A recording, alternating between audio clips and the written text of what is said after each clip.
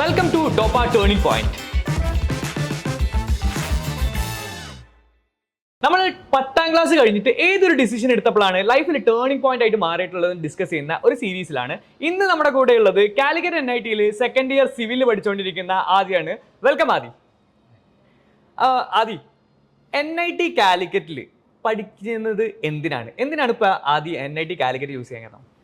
NIT Calicut എന്ന് പറയുമ്പോൾ just ഒരു കോളേജ് അല്ല, ലൈക്ക് അതൊരു പോർട്ടൽ പോലെ. റെസ്റ്റ് ഓഫ് ദി വേൾഡിലേക്ക് പെട്ടെന്ന് കണക്ട് ചെയ്യാൻ പറ്റും. നമ്മളെ കൂടെ തന്നെ പഠിക്കാം.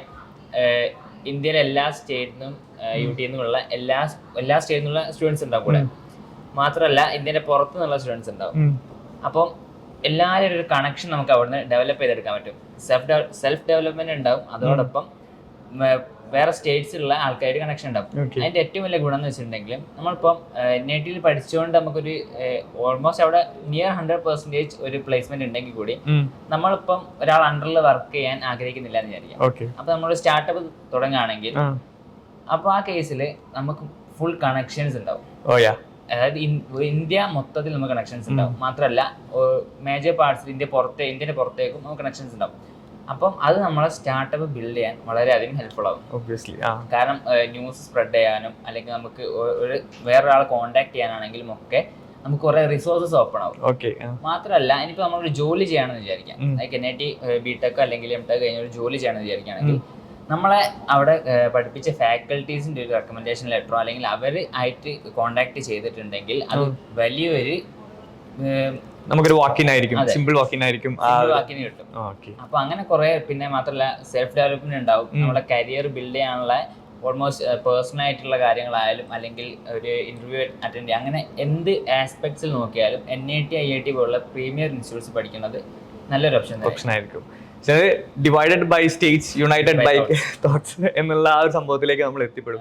ആൻഡ് ആദ്യ 10ാം ക്ലാസ് വരെ ഭയങ്കര ആംബിഷ്യസ് ആയിട്ട് തന്നെയായിരുന്നോ പഠിച്ചിട്ടുണ്ടായിരുന്നത്? 10ാം ക്ലാസ് വരെ മോസ്റ്റ് ഓഫ് സ്റ്റുഡൻസ് പോലെ വലിയ ആംബിഷ്യസ് ഒന്നും അല്ലായിരുന്നു. ഇത് തന്നെ പേഴ്സ്യൂ ചെയ്യണമെന്നോ അങ്ങനെ വലിയൊരു താല്പര്യമൊന്നുമില്ല. സാധാരണ ഒരു നോർമൽ മലയാളി കുട്ടികളെ പോലെ 10ാം ക്ലാസ് വരെ എങ്ങനെയെങ്കിലും പഠിച്ച് പാസ്സായി പോകണം എന്നുള്ളൊരു ചിന്തയിലാണ് ഉണ്ടായിരുന്നത്. ആൻഡ് അവിടുന്ന് എപ്പോഴാണ് ഈ ഒരു NIT എന്നുള്ള തോട്ടിലേക്ക് എത്തിപ്പെടുന്നത്, അല്ലെങ്കിൽ ഒരു പ്രീമിയം ഇൻസ്റ്റിറ്റ്യൂട്ടിൽ നിന്നും പഠിച്ചിറങ്ങണം എന്നുള്ള തോട്ടിലേക്ക് ഇൻസ്പിറേഷൻ എപ്പോഴാണ് ഉണ്ടായത്?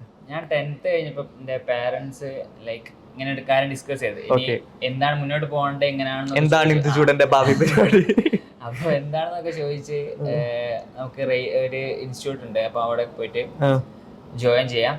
ലൈക്ക് എൻട്രൻസ് ഇൻസ്റ്റിറ്റ്യൂട്ട് ആണ്. അവിടെ നിങ്ങൾക്ക് JEE NEET ലൈക്ക് രണ്ടും ഫോക്കസ് ചെയ്തിട്ടുള്ള ഇൻസ്റ്റിറ്റ്യൂട്ട് ആണ്. അവിടെ പോയിട്ട് പഠിച്ചിട്ടുണ്ടെങ്കിൽ ഒന്നും കൂടി ബെറ്റർ കരിയർ ബിൽഡ് ചെയ്യാന്നൊക്കെ പറഞ്ഞു. ഓക്കെ, അവിടെ പോയി ജോയിൻ ചെയ്തു. അപ്പോഴും വലിയ ഐഡിയാസ് ഒന്നുമില്ല, ലൈക്ക് ഞാൻ JEE തന്നെ ഫോളോ ചെയ്യുന്നല്ലേ, NEET തന്നെ ഇതാക്കുള്ളൂ. അങ്ങനെ അവിടെ ജോയിൻ ചെയ്ത് അവിടെ നിന്ന് കുറച്ചും കൂടി എൻട്രൻസ് ഓറിയന്റഡ് കാര്യങ്ങൾ പഠിക്കാൻ പറ്റി. ലൈക്ക് എന്താണ് JEE, എന്താണ് NEET, എങ്ങനെയൊക്കെ പെർസ്യൂ ചെയ്യണം, അത് അങ്ങനെ കുറെ കാര്യങ്ങൾ അറിഞ്ഞപ്പം ഞാൻ ഉറപ്പിച്ചു ഓക്കെ ഇനി JEE ചൂസ് ചെയ്യാം. കാരണം NEET കുറെ എനിക്ക് ഇഷ്ടമില്ലാത്ത കുറെ കോമ്പണൻസ് ഉള്ളതുകൊണ്ട് തന്നെ ഇനി JEE ചൂസ് ചെയ്യാം.